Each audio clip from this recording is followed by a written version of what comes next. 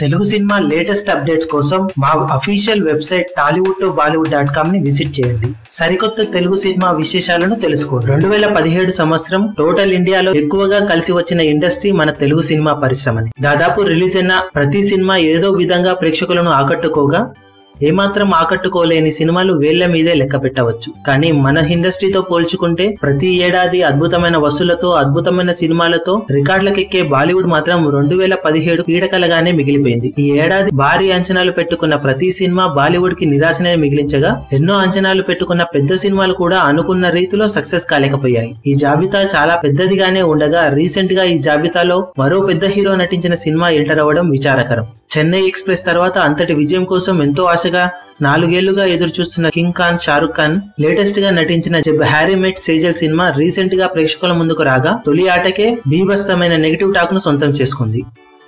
ఇది వరకు షారుఖ్ ఖాన్ నటించిన సినిమాలన్నింటిలోకి అత్యంత నెగిటివ్ టాక్ ను తెచ్చుకున్న సినిమాగా ఈ సినిమా చెడ్డ పేరు తెచ్చుకోవడం సినిమా రిజల్ట్ పై భారీ ప్రభావం చూపింది.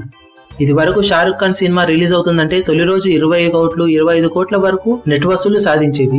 కానీ ఈ సినిమా మాత్రం కేవలం 15 కోట్ల లోపే నెట్ వసూలు సాధించి చిన్న సినిమాల కలెక్షన్లను కూడా బీట్ చేయలేకపోయింది. షారుఖ్ ఖాన్ స్క్రిప్ట్ సెలెక్షన్ మరీ ఇంత బ్యాడ్ గా ఉండటం సినిమా రిజల్ట్ పై ప్రభావం చూపిందని విశ్లేషకులు అభిప్రాయపడుతున్నారు.